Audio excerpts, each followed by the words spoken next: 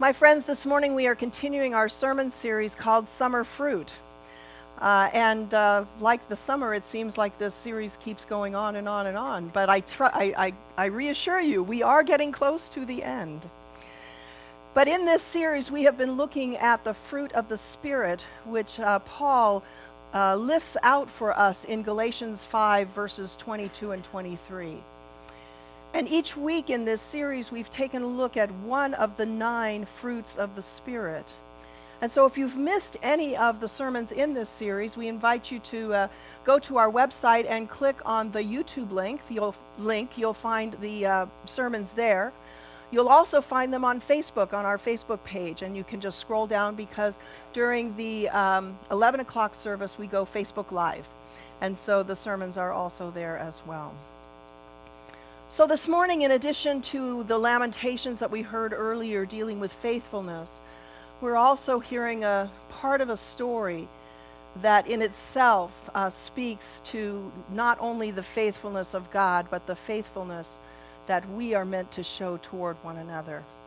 From the book of Ruth, chapter 1, verses 1 through 18, and I am reading from the Common English Bible.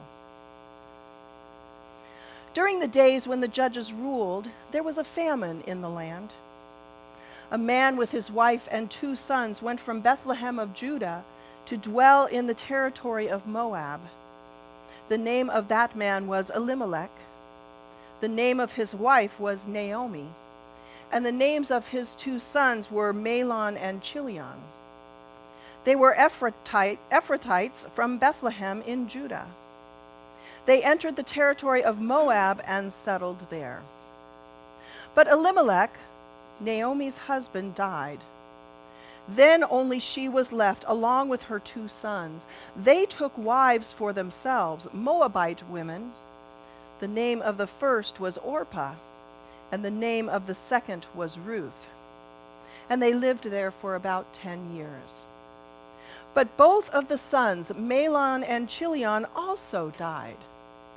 Only the woman was left without her 2 children and without her husband.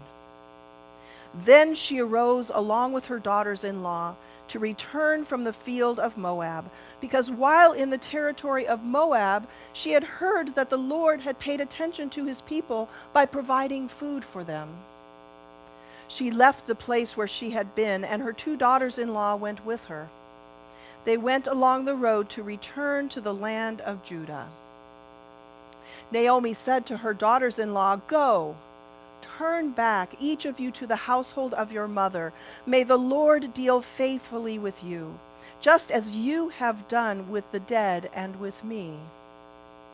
May the Lord provide for you so that you may find security, each woman in the household of her husband." Then she kissed them, and they lifted up their voices and wept.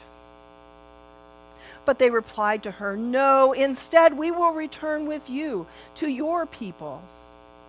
Naomi replied, "Turn back, my daughters. Why would you go with me?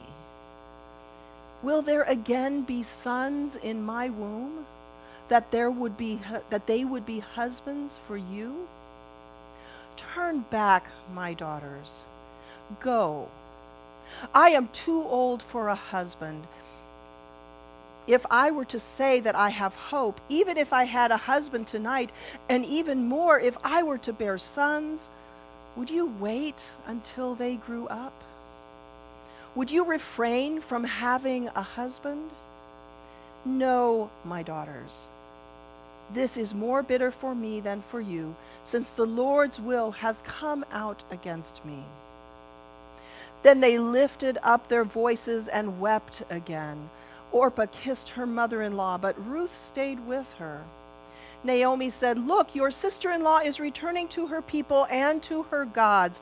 Turn back after your sister-in-law."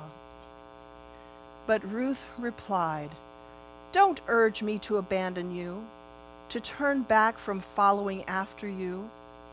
Wherever you go, I will go. And wherever you stay, I will stay. Your people will be my people, and your God will be my God.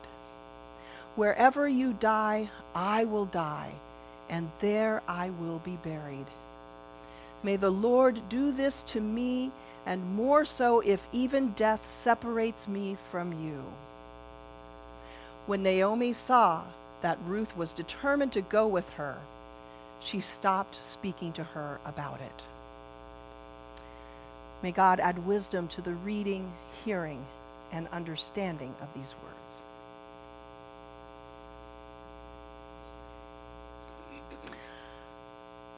A little over a year ago, Hurricane Harvey hit the Gulf Coast hard, leaving devastation in its wake.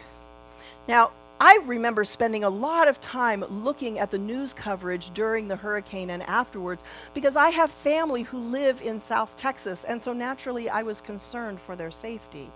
Thankfully, my family was okay. But those who were not openly shared the full extent of their emotions at having lost virtually everything during the flooding at that time. And like the floodwaters themselves, those emotions kept rising day after day. Well, in one story, a woman who had just been rescued with her family stood in front of the TV camera and was sobbing over and over. And as she was interviewed, she kept saying that she was so grateful for being rescued. And over again, she said, "God is amazing. God is so good."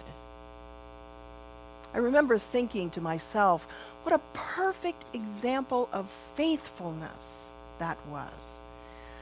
There at the lowest point in her life, after losing everything in an epic flood, that woman still praised God for having been rescued. In her most desperate moment, her faith was strong, and it shone like a beacon, like a light shining in a dark night. Now, as Christians, we talk about being faithful all the time, but do we really know what that means?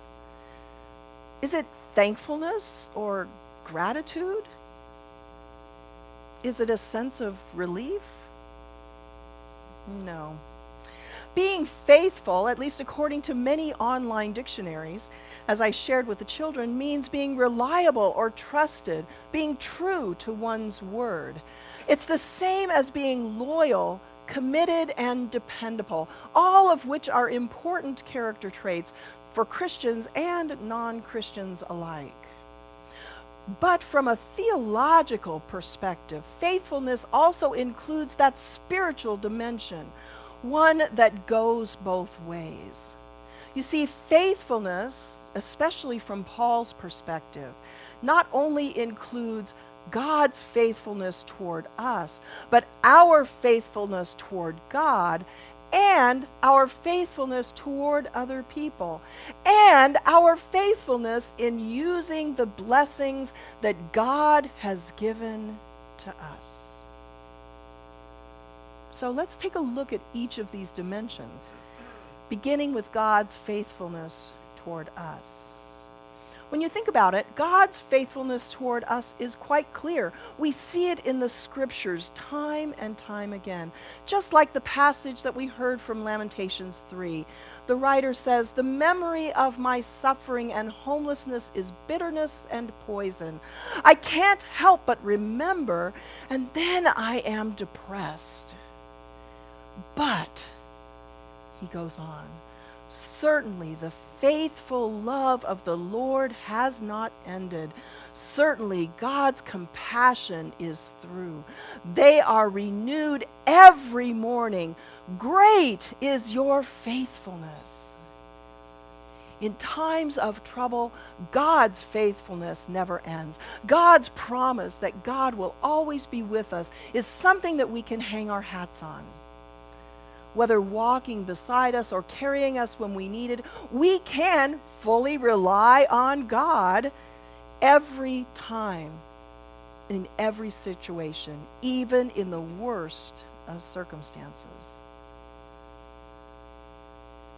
But is our faithfulness toward God as reliable? what about our faithfulness toward others? You see, when Paul wrote to the churches in Galatia, he wrote that they were meant to possess the fruit of faithfulness. What he was talking about was our faithfulness toward God, toward others, and toward doing well with the blessings that God had given to us. Paul uses the Greek word pistis, which according to theologian William Barclay was a word that was common in secular Greek for trustworthiness and was the characteristic of a man who was reliable. But I think that faithfulness from a theological perspective is so much more than that secular definition. It's the notion that we are committed to what is important to us, to our family, our friends, and our God. As faithful people, we are meant to be reliable. We are meant to be trustworthy. And especially like so many people that we read about in our Bibles, we are meant to be like Noah, who responded to God with godly fear. He built an ark at God's command because he was faithful. Or like Abraham, who also at God's command left his home and lived as a stranger in a strange land, all because he was faithful. Or Moses, who returned to Egypt even though he didn't want to, even though he said to God, "Find somebody else to do this." He still returned and led God's people to freedom, all because he was faithful. All of these and more of the characters that we find in our Bible responded faithfully to God. But the story of Ruth, part of which I read to you this morning, expresses this faithfulness toward others so beautifully. Ruth is described as a Moabite woman descended from a tribe that worshipped the pagan god Chemosh. She married into a family of Hebrew immigrants, the family of Naomi and Elimelech from Bethlehem. They were faithful to Yahweh, the one true God. Now, as we know about first century women, they lived in low esteem. A woman without a man in her life was destined to live a life of poverty. She had no rights. She had no identity, because whatever identity she had was connected to her father, her husband, or her sons if she had them. And when those men were no longer around, as in the case of Naomi, their women suffered greatly. So when Naomi's husband and 2 sons died, the one of whom was married to Ruth, Naomi, as a Hebrew, was destined to live a life of poverty. But her daughters-in-law were not bound by that same requirement. And so Naomi encourages them to return to their homeland, to return to the homes of their mothers, so that perhaps they could find new husbands who would take care of them. Even though she loves them dearly, she sends them both away. Now, at first they refused because they knew what was going to happen to Naomi if they left her.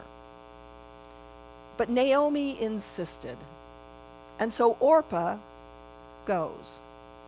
But Ruth, she stays. She remains faithful to Naomi. I wonder how many of us would remain faithful in such a situation, especially in the face of tragedy or perhaps even death.